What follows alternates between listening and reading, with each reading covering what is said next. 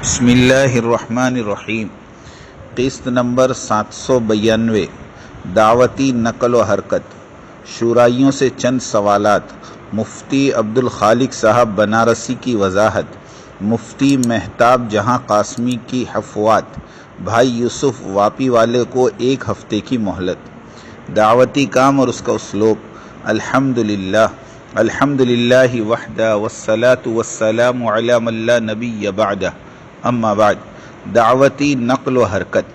جس طرح صحیح تجربوں سے یہ بات ثابت ہوتی ہے کہ حکام کے عادلانہ فیصلے اور اہل معاملات کے اپنی معاملات میں دیانت داری اور مالداروں کی سخاوت اور بخشش اور عام لوگوں کی نیک نیتی کے باعث وقت پر بارشیں اور فصلوں کی کثرت، کاروبار میں برکت اور بلاؤں اور آفتوں کے دفع ہونے اور مالوں میں ترقی اور زیادہ سے زیادہ خوشحالی آتی ہے، اسی طرح سے دین حق کی دعوت اور اس کے لیے ہجرت اور نصرت، اس کے لیے قربانی اور عزیمت، یہ سب اعمال سبب ہے دینداری کے وجود میں آنے کا اور اہل کمال کے پیدا ہونے کا، اور اسی میں حکمرانوں کے عروج اور ان کی حکومتوں کے غلبے اور مذہب اسلام کے لشکروں کی کثرت اور شہروں اور دیہاتوں میں دعوتی نقل و حرکت کے سبب سے زمین پر نازل ہونے والے پانی کے قطروں میں 1000 گنا برکتیں ظاہر ہوتی ہے اور ہوتی رہے گی۔ فتنہ خبیثہ عالمی شورا والوں سے چند سوالات۔ حضرت جی ثالث مولانا انعام الحسن صاحب رحمۃ اللہ علیہ متوفی سن 1995 کے بعد سے دعوتی کام حضرت مولانا زبیر الحسن صاحب اور مولانا سعد صاحب ہی تقریباً 20-25 سال سارے عالم میں دعوتی کام کی سرپرستی فرماتے رہے۔ مولانا اظہار الحسن صاحب رحمۃ اللہ علیہ تو اکثر مرکز ہی پر ہوتے تھے۔ ان 20 سالوں میں کسی کو مولانا سعد صاحب میں اور ان کے بیانوں میں اور ان کے نظریات میں کوئی خامی نظر کیوں نہیں آئی؟ اب اچانک یعنی سن 2015 سے سب علماء ان کے پیچھے کیوں پڑ گئے؟ اور اسی طرح بعض گجراتی پرانے ساتھی بھی۔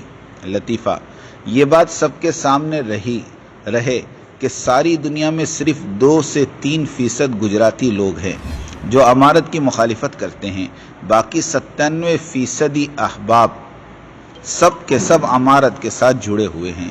گزشتہ اتوار کو احمد آباد گجرات مرکزی مسجد ملک احمد میں جو مولانا عبدال صاحب رحمۃ اللہ علیہ والوں کی مسجد کہلاتی ہے، اس میں امارت والوں کا مشورہ ہوا۔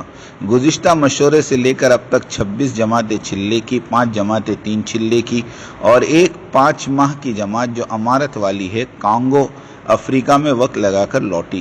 اسی طرح رائے گڑھ والی شورائیت بھی دم توڑ رہی ہے۔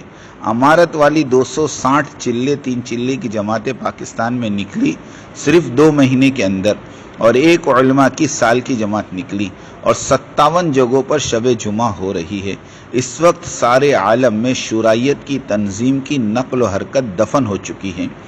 گزشتہ ہفتے فاروق بھائی بنگلوری کی آڈیو کیسٹ وائرل ہوئی جس میں وہ شورائیوں سے درخواست کر رہے ہیں کہ کہیں پر بھی کچھ کام ہو رہا ہے تو اس کی کارگزاری بتاؤ، لیکن دنیا بھر سے کسی نے بھی کوئی کارگزاری نہیں سنائی۔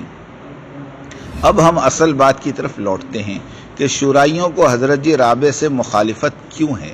اس کی ایک ہی وجہ ہے کہ پہلے ان تمام شورائیوں کی دنیاوی اغراض اور مرادیں پوری ہو رہی تھی، اور جب حضرت جی رابع اور ان کی شورا کی طرف سے اعلان ہوا کہ آج سے دعوتی کام سیرت طیبہ کے تحت چلے گا، تو شورائیوں کے مفادات پر کاری ضرب پڑی اور شورائیوں نے ایک منظم سازش رچی، مولانا سعد صاحب کے اور مرکز کے پیچھے لگ گئے تاکہ مرکز پر قبضہ حاصل کر لے، اور جب دیکھا کہ قبضہ کر لینا مشکل کام ہے تو یہ طے کر لیا کہ مرکز کو ویران کرو اور مولانا سعد صاحب کو بے دخل کرو۔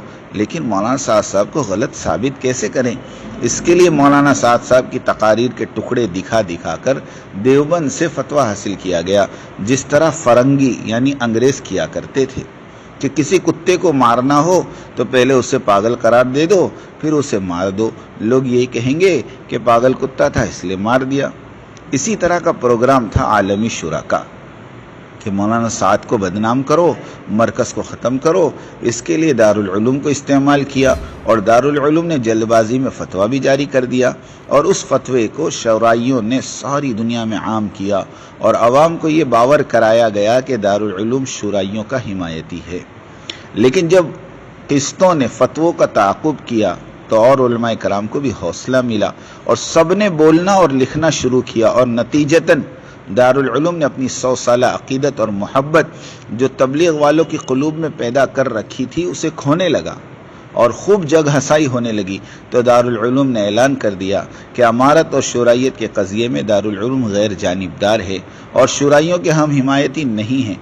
اگر کوئی شورائی یہ کہے کہ دارالعلوم شورائیت کا حمایتی ہے، یا یہ کہے کہ مولانا سعد صاحب کو دارالعلوم نے اہل سنت والجماعت سے خارج قرار دیا ہے، تو وہ پہلے درجے کا جھوٹا ہے۔